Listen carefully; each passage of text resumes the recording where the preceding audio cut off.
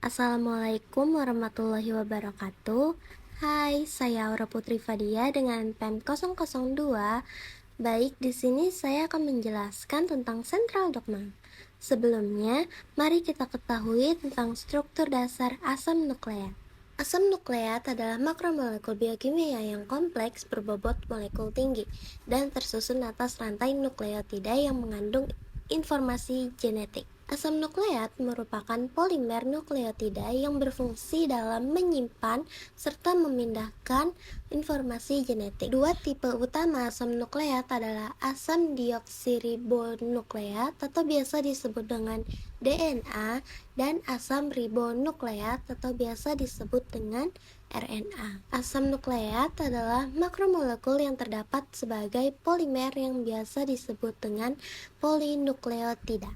Setiap nukleotida tersusun dari 3 bagian, yaitu basa nitrogen atau nitrogenous base, lalu gula berkarbon 5 atau pentosa, dan gugus fosfat.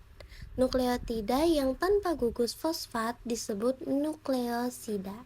Berikut adalah jenis-jenis asam nukleat. Yang pertama adalah DNA atau biasa disebut dengan asam deoksiribosa nukleat. DNA merupakan asam nukleat yang molekulnya terbentuk dari dua untai polinukleotida atau biasa disebut dengan istilah untai ganda atau double helix. Tiap polinukleotida dari DNA terdiri atas nukleotida yang terhubungkan oleh ikatan fosfodiester. Setiap nukleotida dari DNA mengandung 3 komponen penting, yaitu yang pertama, basa heteroksiklik purin dan pirimidin. Purin tersusun dari basa nitrogen adenin dan guanin, sedangkan pirimidin tersusun dari basa nitrogen timin dan sitosin. Lalu yang kedua yaitu gugus fosfat. Dan yang ketiga, gula pentosa deoksiribosa atau deoksiribos. Karena adanya gugus gula pentosa deoksiribosa, maka asam nukleat jenis ini disebut dengan deoksiribonukleic acid atau DNA atau asam deoksiribosa nukleat atau disebut dengan ADN. Kemudian yang kedua adalah asam ribosa nukleat atau biasa disebut dengan RNA. RNA adalah asam nukleat yang tersusun dari molekul yang merupakan hasil instruksi DNA yang disintesis melalui mekanisme transkripsi DNA untuk selanjutnya ditransfer keluar dari inti sel masuk ke dalam sitoplasma. Molekul RNA merupakan untai tunggal polinukleotida yang biasa dikenal dengan single-stranded. Nukleotida penyusun RNA tersusun dari beberapa komponen penting yang hampir sama dengan ada pada DNA, yaitu yang pertama adalah basa heterosiklik purin dan pirimidin.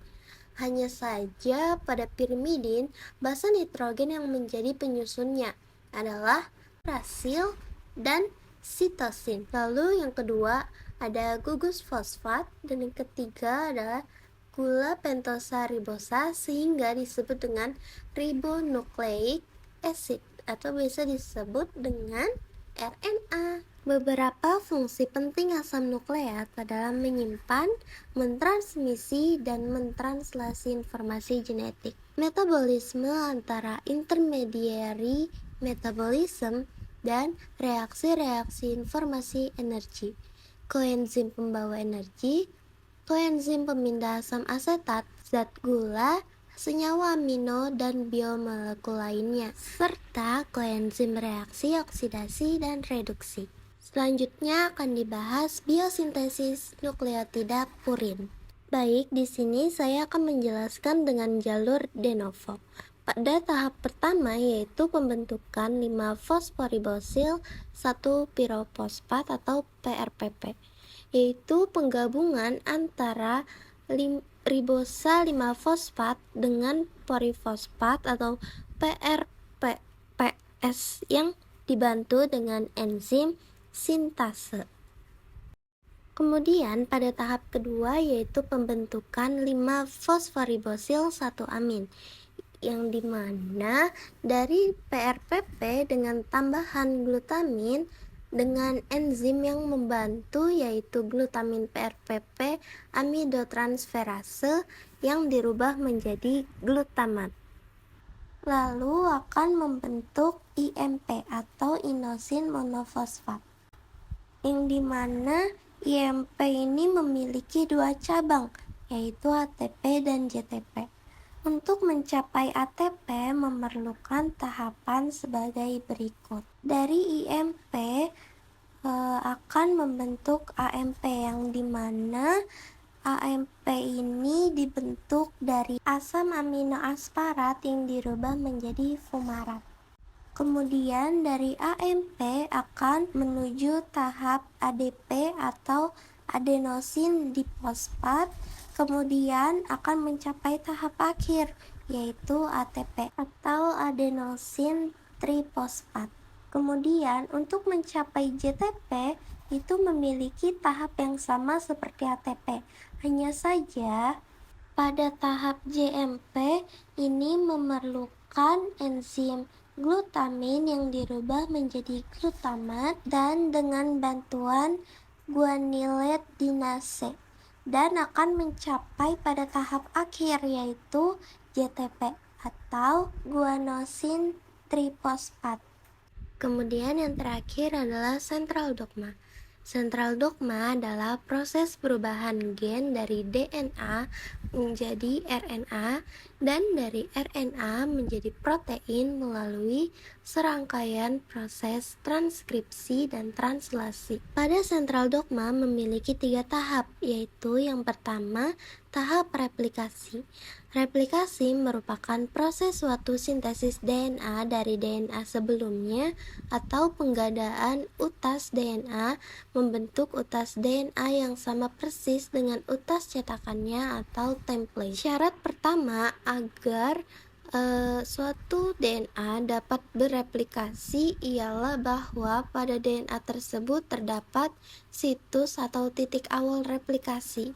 Situs awal replikasi atau disebut juga dengan titik ori, origin of replication, merupakan satu ruas yang mempunyai runtunan basa tertentu yang khas untuk setiap organisme.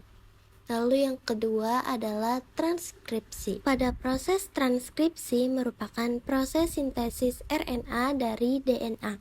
Dalam proses transkripsi terdapat 3 tahap penting, yaitu inisiasi, sintesis, perpanjangan RNA, dan tahap akhir transkripsi. Ruas DNA yang akan ditranskripsikan dimulai dari tanda awal promotor sampai tanda akhir terminator.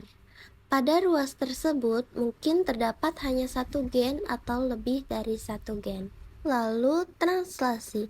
Translasi merupakan tahap terakhir dari proses transformasi DNA menjadi protein. Proses translasi merupakan sintesis protein dari mRNA. Proses ini terjadi di sitoplasma sel, tepatnya pada organel sel ribosom. Proses translasi melibatkan beberapa komponen penting yaitu ribosom dan tRNA. Sekian dari saya, Aura Putri Fadia dengan NPM 002, mengucapkan terima kasih dan wassalamualaikum warahmatullahi wabarakatuh.